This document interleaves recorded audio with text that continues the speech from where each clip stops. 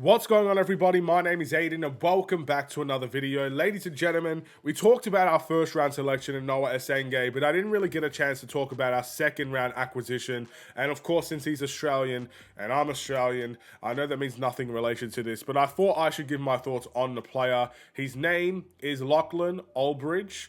I'm pretty sure I said his name correctly. And ultimately, an interesting player. He looks relatively decent, and I'm excited to see what comes of this. But at the same time, this is also the Chicago Bulls. We have seen centers look and play well in Summer League, G League, and everything of the sorts, but it doesn't mean much when they come to the grand scheme of things. Will this be another situation where that is the case? Let's talk about it in this one. But before we get any further, if you like the video and you want to see more from me, drop a like, drop a follow, and or subscribe if you are new.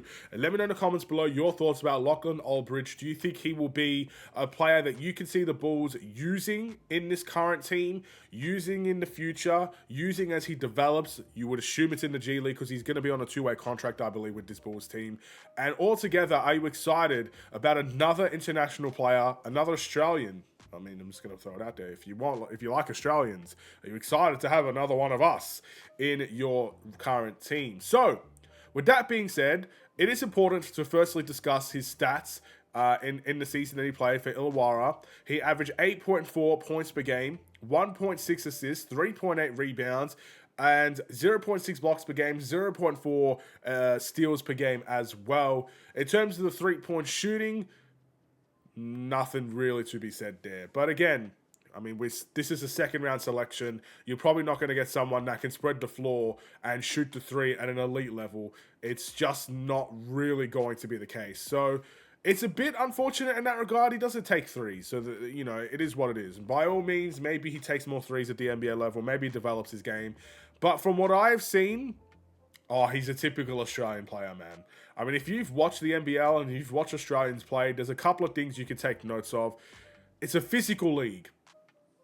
Australians, no matter what sport they play, whether it's rugby, AFL, NBL, there's the A-League, whatever you watch in Australia, it is very physical. All of it is. And at the end of the day, when you see Australians in the league, most of the time, their physicality is what you tend to notice in their game. So he's going to be a very physical player from the very get-go. I think he's 6'10", if I'm not mistaken.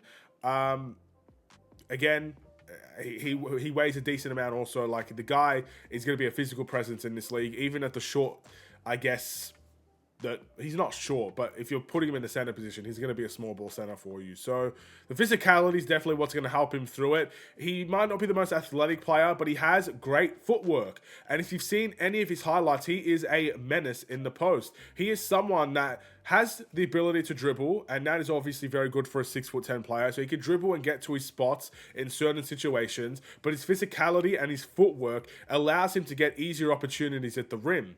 And the fact that he is good in the post is another big asset for the Chicago Bulls. I mean, with Nikola Vucevic potentially on the way out of the Chicago Bulls, we probably do need a little bit more post presence in this team. And maybe Lachlan Olbrich can be that guy. He could be that post presence for us in the future. I don't definitely think he'll be that post presence today or in this current team, but he could be that in the future. So, a raw prospect to say the least, but physical, definitely you would think this is an Australian-type player and everything in between. It is very exciting to kind of see another Australian in the team. I guess the question is, where do I see him fitting in with this Chicago Bulls roster? Well,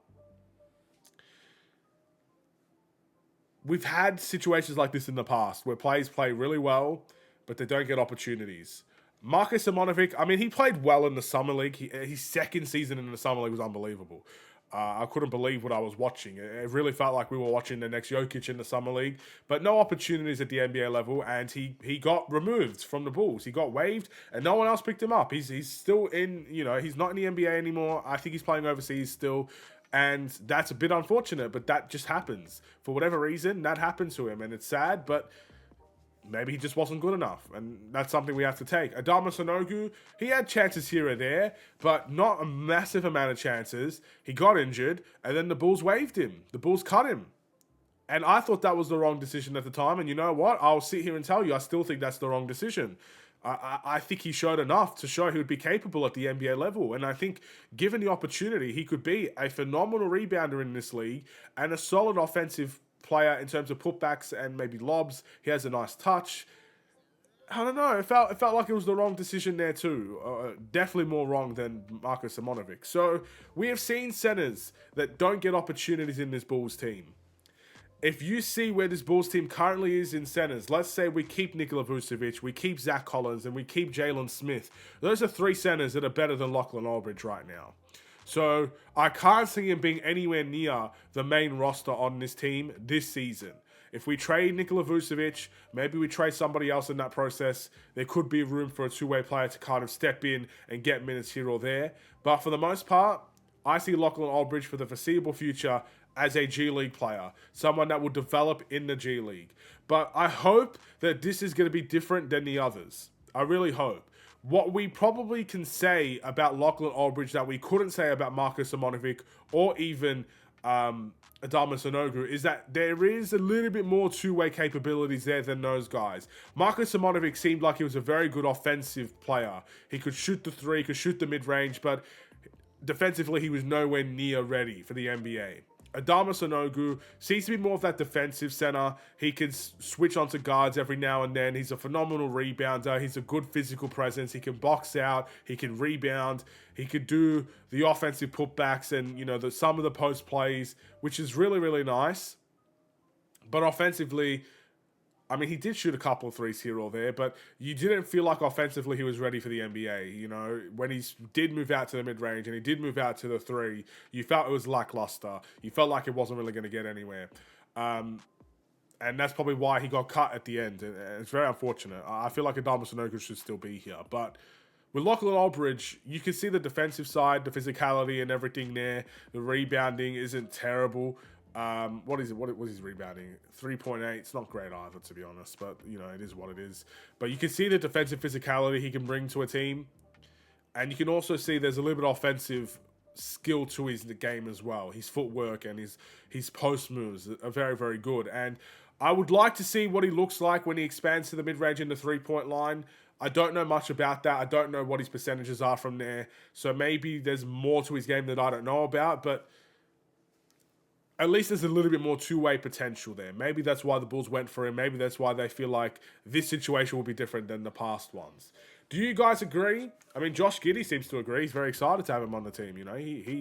He let people know that he's excited for this. So we'll see what happens. Thank you for watching. I'll see you guys in the next one. Stay safe, stay healthy, and stay tuned for more. Take care. And peace.